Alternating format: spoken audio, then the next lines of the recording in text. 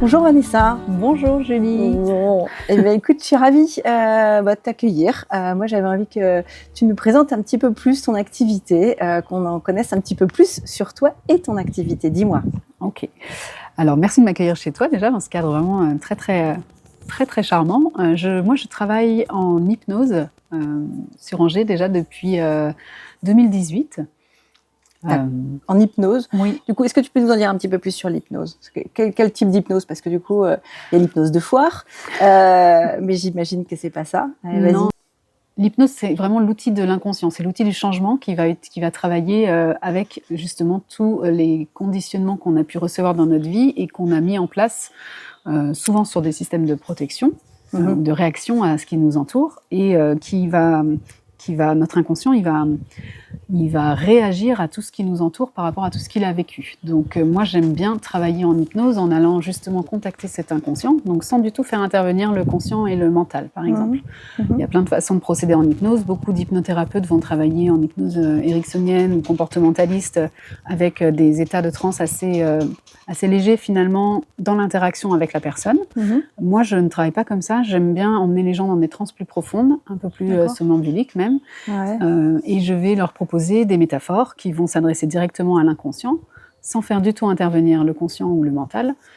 Et le conscient lui-même se saisit un peu de ces pistes, de ces nouvelles pistes que je vais pouvoir leur proposer comme lecture de leur vie pour prendre du recul sur les situations et trouver un nouveau fonctionnement qui leur soit plus approprié, plus écologique pour eux-mêmes en fait. D'accord. Et quand on vient te voir, en général, on vient te voir en te disant quoi en premier lieu? C'est pas juste je veux faire de l'hypnose. Les gens, ils viennent avec quoi comme besoin en premier lieu? Ça peut être n'importe quelle porte d'entrée en fait. Moi, je travaille vraiment sur les blessures émotionnelles.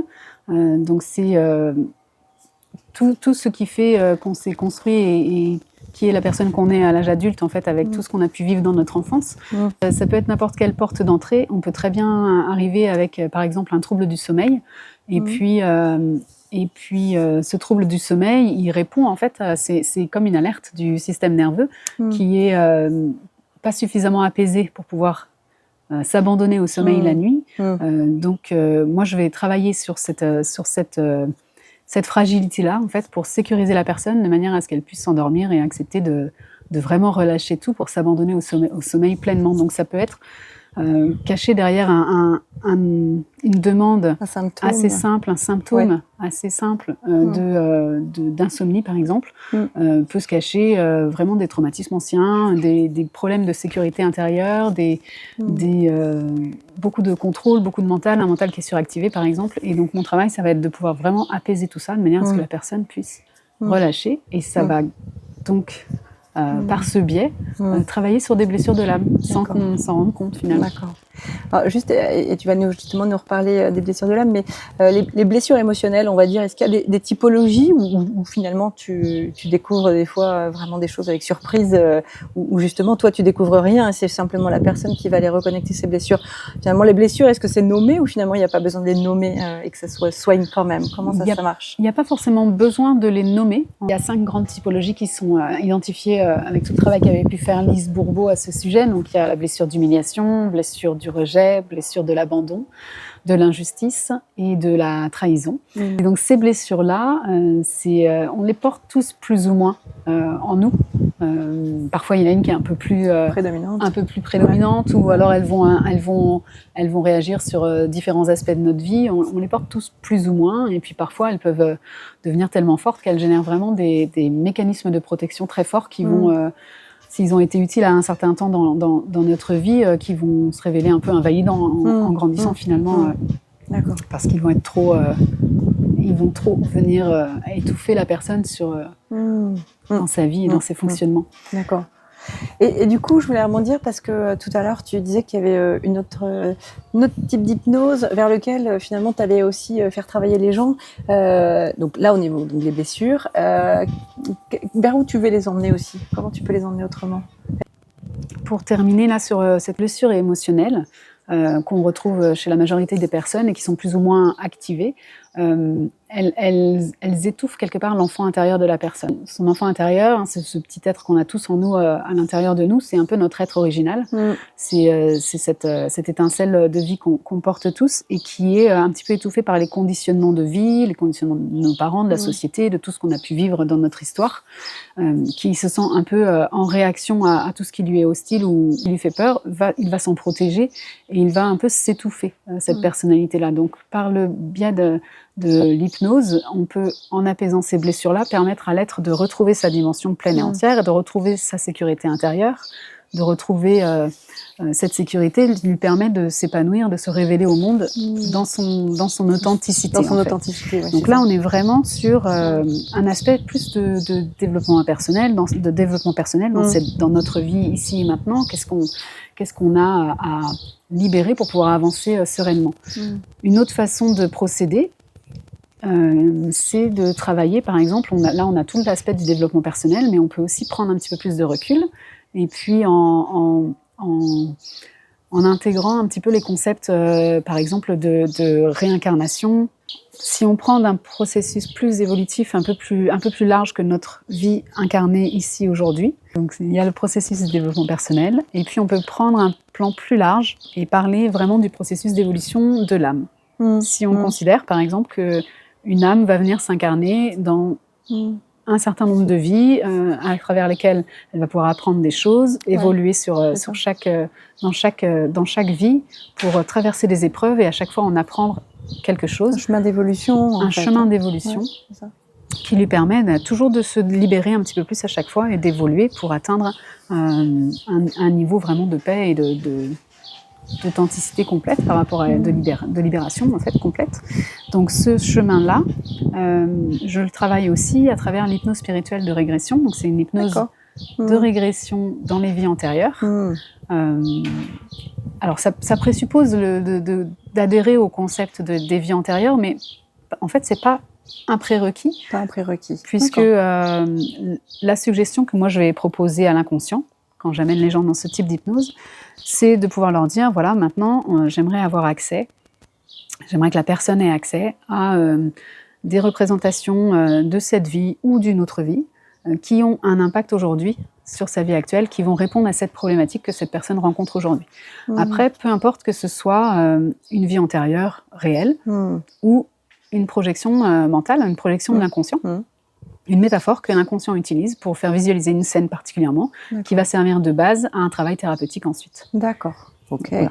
Il y a des études, il y a des personnes dont c'est le travail vraiment de recherche de pouvoir vérifier la corrélation entre une vie antérieure et une vie réellement vécue. C'est un travail titanesque et c'est assez rare de pouvoir vraiment prouver les choses puisqu'on a rarement des datations assez précises ou des contextes environnementaux qui permettent de localiser vraiment les choses et de les identifier.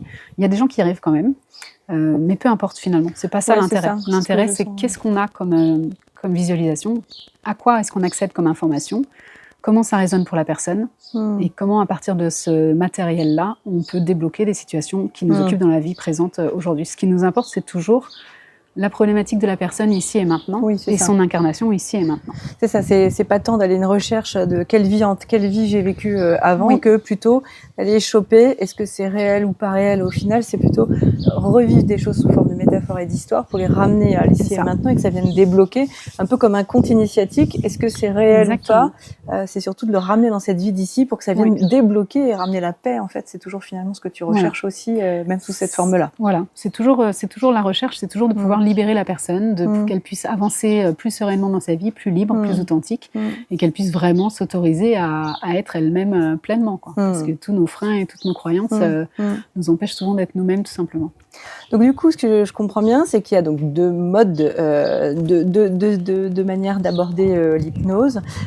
Donc du coup, concrètement, si la séance, on va dire, de libération émotionnelle, au niveau des blessures émotionnelles, ça, c'est des séances du coup plus courtes, concrètement niveau. Concrètement, c'est très différent en fait. C'est pas c'est pas le même niveau de transe.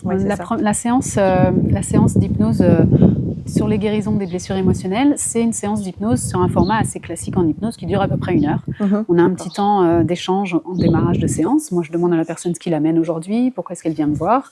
Je peux identifier assez rapidement avec l'expérience maintenant ce qui va venir se jouer en dessous. Voilà.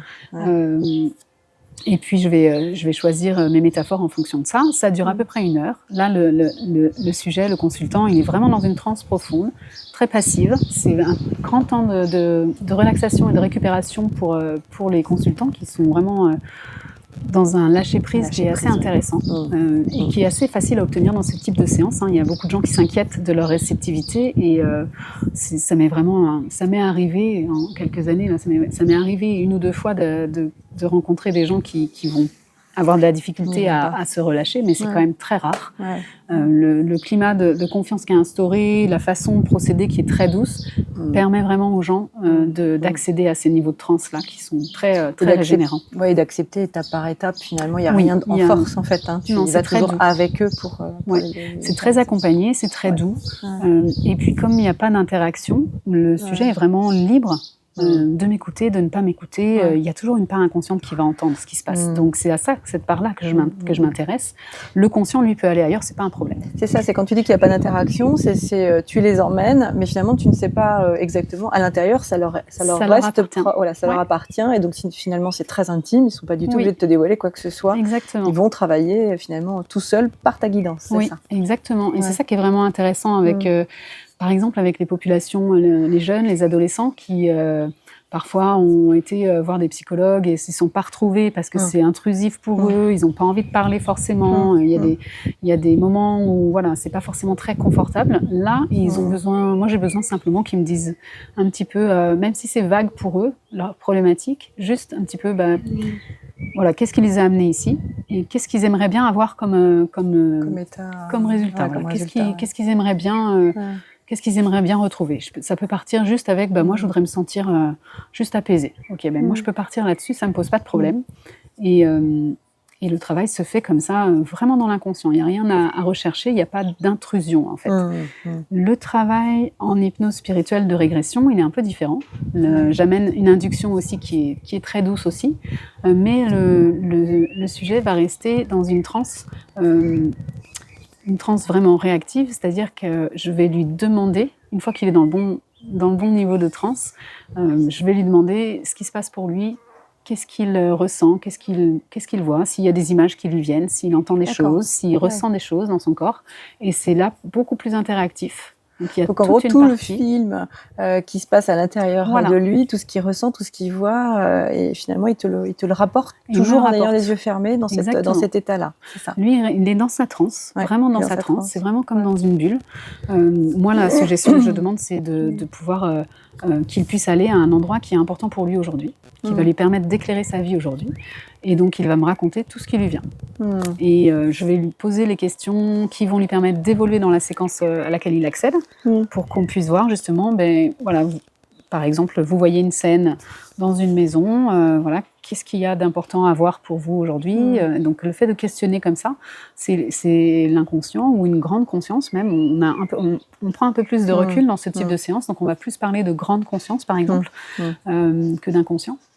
On peut même parfois parler de Dolores Cannon, parler de supraconscient, par exemple. C'est ça. Donc c'est des niveaux un petit peu différents, mais ça c'est des histoires de mots, peu importe. Oui, c'est ça. Et je vais lui demander, questionner à cette partie supraconsciente, de porter l'attention du consultant sur les éléments vraiment importants de cette scène. Et ensuite on passe comme ça de scène en scène. Et une fois qu'on a, sans aucune analyse, on ne fait aucune analyse à ce stade-là, c'est simplement récupérer les images, les messages, les sensations dans le corps. Ça peut être juste des sensations dans le corps. Il y a des gens qui visualisent pas. Il y a des gens qui ne font que ressentir. Et ça, c'est OK. C'est un très bon matériau aussi. Et ensuite, on part de là. La deuxième phase, après la phase d'exploration, c'est la phase justement où on va prendre du recul encore plus. On va arriver, par exemple, pour atteindre ce recul encore plus élevé, je vais demander à la personne d'avancer dans la vie qu'il explore jusqu'à son dernier jour de vie. Et on passe de l'autre côté, en fait. On attend d'avoir vraiment le dernier souffle de vie, la mort qui s'installe. tout ça, ça se fait dans la douceur. Il n'y a vraiment aucune situation de stress ou de tension à ce moment-là. S'il y en avait, moi j'ai tous les outils nécessaires pour pouvoir les apaiser et vivre la scène correctement, donc c'est vraiment pas traumatisant. Juste un changement d'état. C'est juste un changement d'état, et ensuite on va questionner justement, soit les guides par exemple qui peuvent venir à ce moment-là, intervenir dans la séance, ou vraiment toujours ce supraconscient qui va dire, à qui on va demander, voilà, aujourd'hui la personne a vu ce type de séquence. Pourquoi est-ce qu'elle voit ce type de séquence aujourd'hui ? Quelle relation on peut faire avec sa problématique de vie aujourd'hui ? Pourquoi c'était important pour lui d'accéder à ça aujourd'hui comme élément ? Et qu'est-ce que ça va permettre de débloquer ? Et tout ça, c'est la personne qui répond. C'est le consultant qui répond aux questions avec cette élévation que permet la transe.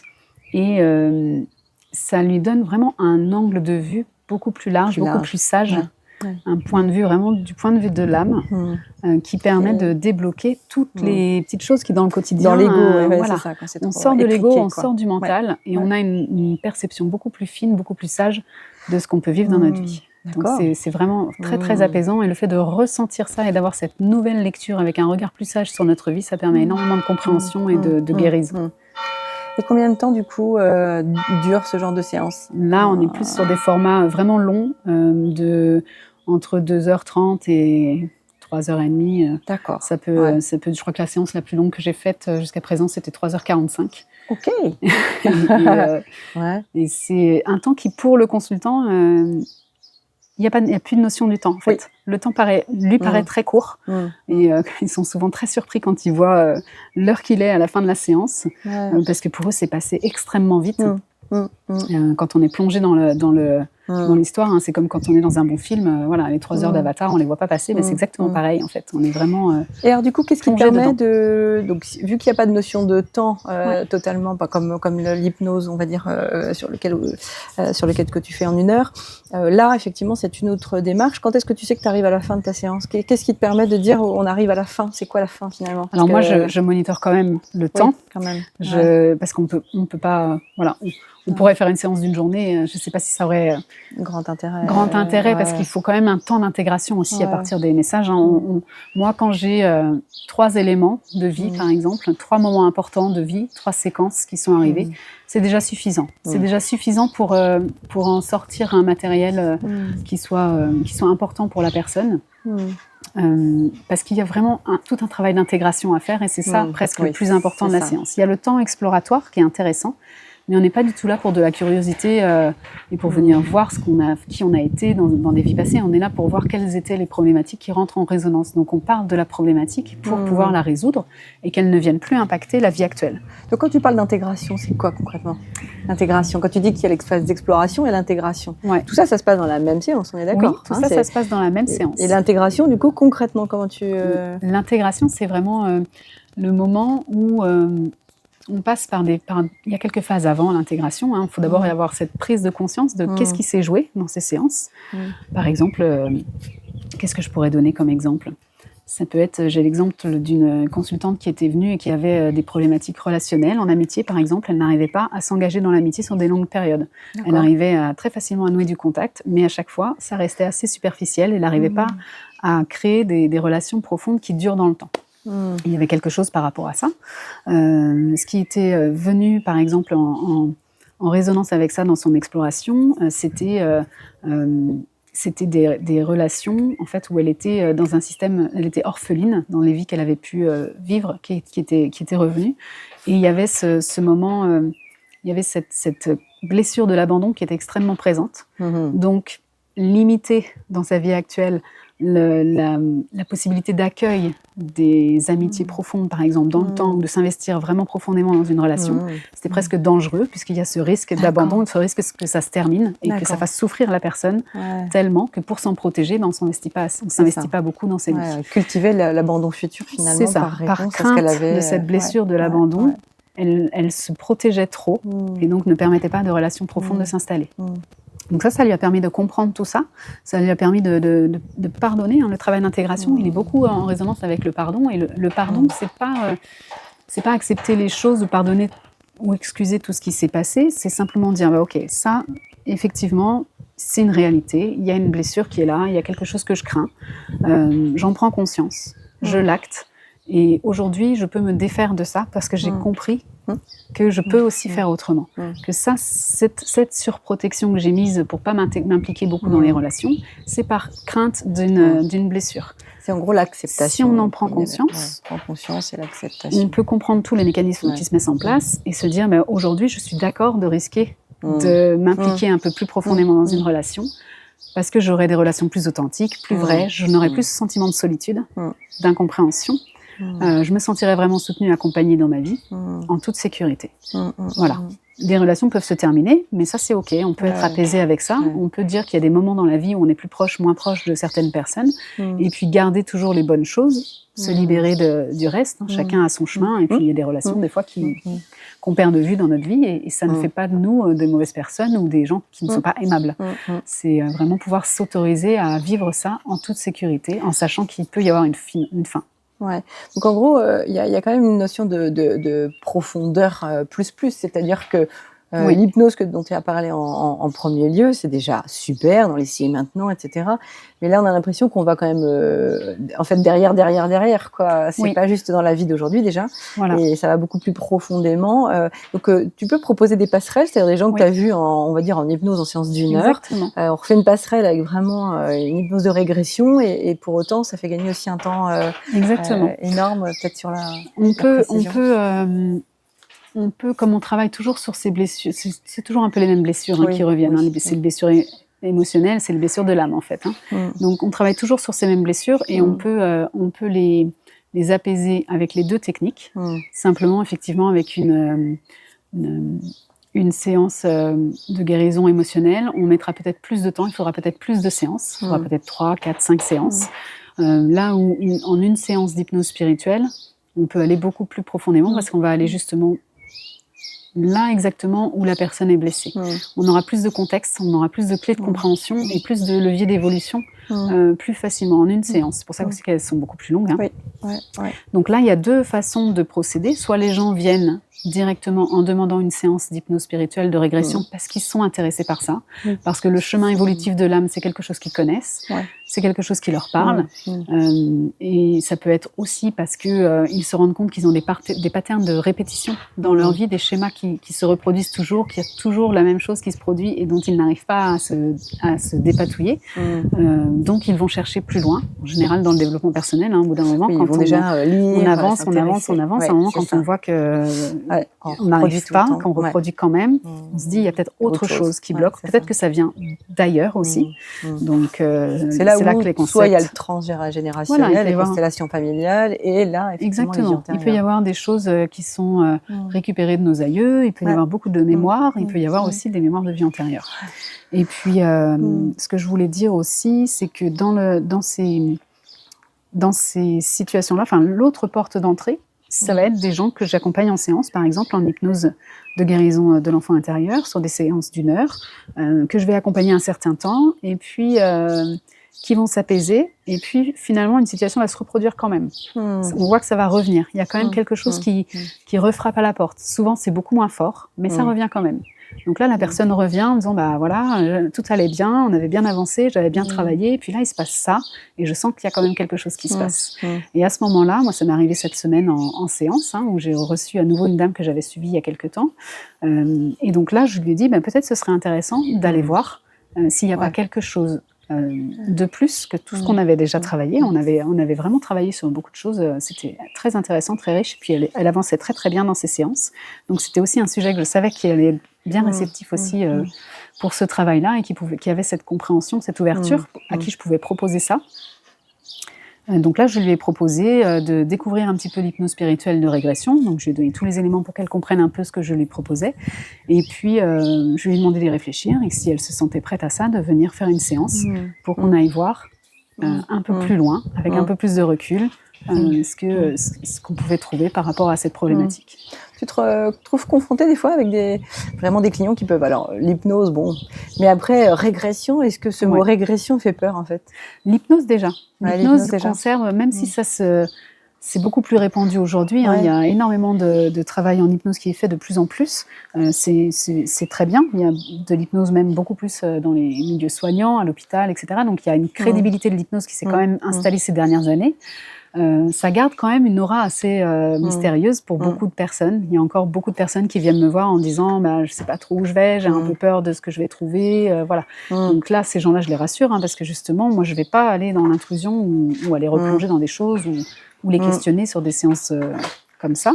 L'hypnose spirituelle de régression, quand j'en parle à des gens que je connais déjà, que j'ai vus sur d'autres types de séances, j'attends aussi d'être arrivée à un certain niveau de confiance avec eux, qu'ils comprennent bien un petit peu ce que je vais leur expliquer. Et puis si ça leur parle, très bien. Si pour eux, c'est pas dans leur... si pour eux, ça ne leur parle pas, si c'est pas quelque chose pour eux, ça pose aucun problème, en fait. On reste dans l'hypnose thérapeutique plus simple. Et puis, on peut aussi travailler très bien avec ça. On a aussi de très bons résultats avec ça. D'accord. Ok. Et puis après, je repensais aussi à Bernard Werber. Enfin, il y a quand même eu aussi des personnes qui ont, notamment même par rapport à l'hypnose de régression, écrit sur le sujet, parlé librement du sujet pour dédramatiser un petit peu et dire waouh, c'est une porte encore de découverte sur soi. C'est une nouvelle porte d'exploration qui se démocratise aussi beaucoup. On en entend de plus en plus parler. Et il y a plein de chemins d'accès pour ça. Ça peut être... il y a par exemple des voyages astro, il y a plein de choses, il y a plein de choses qui peuvent se faire. Il y a plein de gens qui travaillent, le chamanisme, il y a plein de portes d'accès pour ça. Après, à chacun de trouver ce qui va résonner pour lui, ce qui va lui plaire, quel univers est pour lui. Là, je reçois bientôt en séance quelqu'un qui veut travailler en hypnose de régression parce qu'il reçoit beaucoup de signes, de messages, de vie, par exemple, qui peuvent être même dans d'autres dimensions. Il y a tellement de choses possibles à explorer. Et là encore, que ce soit vrai ou pas vrai, c'est juste son univers à lui. Ça va être de travailler sur les dimensions qui peuvent être des dimensions qui sont ailleurs que sur Terre, par exemple, sur d'autres systèmes, d'autres plans d'évolution. Des choses... ça peut être... en fait, on peut tout accepter. On peut accepter tous les univers avec c'est très, très ouvert. C'est un procédé très riche et très large. Oui, alors du coup, concrètement, comment on te contacte, comment ça se passe comment on me contacte pour faire très simplement. Le téléphone, c'est très bien. D'accord. Très simplement. Moi, je prends mes rendez-vous la plupart du temps, soit par téléphone, soit via mon agenda en ligne. Ma prise de rendez-vous en ligne, c'est sur rezalib.fr. D'accord. On peut trouver mon profil très facilement. Je peux prendre des séances en visio ou en présentiel. Alors, visio et présentiel pour les deux modes ou vraiment que par rapport à les deux types d'hypnose, du coup, là, tu peux avoir... Effectivement, on peut. Le seul prérequis, c'est d'avoir une connexion très stabilisée, d'avoir vraiment une très bonne connexion Internet, un bon équipement, de vidéo, de son, un environnement vraiment sécurisé pour que les séances se passent au mieux. Mais c'est possible. C'est possible de faire les deux séances en distanciel. Et donc, ça veut dire que sur Rezalib, tu as déjà ouvert en fait des créneaux possibles. Donc, en fait, si on veut vraiment, parce qu'on sait déjà d'avance, prendre une hypnose justement de régression, spirituelle de régression, c'est possible. On n'est pas obligé de passer par toi pour que tu nous valides quand même, oui ou non. Est-ce que c'est OK? Je téléphone toujours. Oui, sur téléphone, d'accord. C'est-à-dire que là, j'ai quelqu'un qui a pris rendez-vous pour le mois de juillet, donc ça, c'est très bien. Et je l'ai contacté, on a échangé par téléphone. Moi, je voulais vérifier qu'elle savait bien à quoi s'attendre, qu'elle avait bien compris de quoi... quelle proposition j'allais lui faire, mais elle était bien renseignée. Enfin, elle avait trouvé toutes les informations. J'ai un site internet avec une page dédiée à cette hypnose spirituelle de régression où elle avait bien trouvé toutes les informations. Donc, c'était très au clair pour elle. D'accord. Moi, je vérifie quand même toujours par ce coup de téléphone que c'est la bonne indication pour elle, qu'elle est prête à tenter l'expérience, qu'elle a bien tout compris, la durée, etc. Même de savoir, voilà. ça peut être quand même assez long. C'est quelqu'un qui avait par exemple un questionnement parce qu'elle avait vécu des méditations pendant lesquelles elle avait ressenti des émotions très très fortes et ça l'inquiétait un petit peu de ressentir ça à nouveau. Donc là, moi, je l'ai rassurée aussi par rapport à ça, parce que c'est vrai que des fois, quand on part dans des états un petit peu modifiés de conscience, on peut partir comme dans un état un peu de rêve où ça peut être aussi très intense émotionnellement. Et ça, c'est vraiment des choses qu'on peut accompagner en séance très simplement et très facilement. Moi, c'est le rôle du guide dans cette séance-là, c'est de pouvoir apaiser les émotions fortes pour qu'elles soient confortables. Moi, les personnes, c'est vraiment important pour moi que les gens soient toujours confortables, soient toujours en capacité de continuer l'exercice. Et s'il y a le moindre problème, de toute façon, on peut s'arrêter. On peut même s'arrêter pour aller aux toilettes. Si la personne me dit là j'ai envie de faire pipi au bout d'une heure et demie, il n'y a aucun problème, on s'arrête, on fait une pause et on peut reprendre la séance après sans aucun problème. Ça se fait très facilement. Tu reviens directement à la transe et il n'y a pas de déperdition. Non, il n'y a pas de déperdition. Donc ça peut se faire effectivement en prise directe par Internet, mais j'appelle toujours la personne parce que je demande aussi une préparation avant une séance spirituelle de régression. Pendant 2 semaines, j'envoie des méditations à faire à la maison. Simplement en méditation guidée, des petites méditations de 1/4 d'heure, 10 minutes, pour préparer l'état justement de conscience modifié, de pouvoir entrer le plus facilement possible dans cet état qui est un peu particulier. C'est des méditations très sécurisantes, très agréables à faire. Et puis, il y a une deuxième méditation qui, elle, va préparer la personne à affiner un petit peu sa réceptivité. Donc là où on travaille vraiment sur tous les processus de sensorialisation, avec une habituation qui se fait au fur et à mesure en les faisant tous les jours. Et pendant 2 semaines, c'est des petites méditations, ça ne prend pas beaucoup de temps, c'est plutôt agréable à faire et ça prépare bien le terrain. Donc en gros, si je t'appelle pour avoir un rendez-vous demain, tu me dis non. Exactement. Il faudra au moins 2 semaines pour pouvoir... prendre rendez-vous en hypnose spirituelle de régression. D'accord. Pour l'hypnose en guérison émotionnelle, là, on peut prendre rendez-vous du jour au lendemain sans problème. Ça, c'est pas un souci. Il n'y a pas besoin de préparation. Il n'y a pas besoin... Voilà, il faut venir simplement comme on est. Il faut venir avec un état d'esprit ouvert, simplement, accueillir le processus. En général, les gens qui viennent en hypnose, ils ont envie que ça marche, donc ça marche très bien. Ils sont assez des gens engagés. Ils sont engagés dans ça. Et puis, la porte d'entrée, l'induction que je propose est vraiment très apaisante. Donc, il n'y a rien à faire pour lâcher prise, par exemple. Il y a des gens qui s'inquiètent de ne pas lâcher prise, mais franchement, ça se fait vraiment tout seul. Donc, il n'y a pas de prérequis. Eh bien, écoute, je te remercie beaucoup parce que franchement, c'est déjà beaucoup plus clair et puis c'est très riche de découvrir effectivement tous les méandres qui peut exister comme outil et c'est pas que l'hypnose et d'aller vraiment effectivement plus loin sur soi et d'aller même plus loin au-delà de soi pour mieux se soigner soi. Aujourd'hui, je trouve ça très très riche. Est-ce que tu as une petite phrase à ajouter, la petite phrase qui pourrait, alors soit donner envie, peut-être, on va dire, des personnes qui pourraient être encore sur cette hésitation, juste cette idée de passer à l'action ou de rassurance, je ne sais pas. Qu'est-ce que tu pourrais redonner comme dernière phrase? Je crois que quand on sent qu'il y a quelque chose qui nous freine, qui nous retient, qu'on n'arrive pas à être libre d'être soi, c'est vraiment intéressant comme outil, l'hypnose. Il y en a plein d'autres, évidemment. Il faut aller là où ça nous appelle, mais c'est vraiment un outil qui est très agréable à vivre, à expérimenter et qui permet vraiment C'est vraiment un outil qui nous permet de nous libérer. C'est vraiment un super outil de libération. Moi, je crois beaucoup en ça.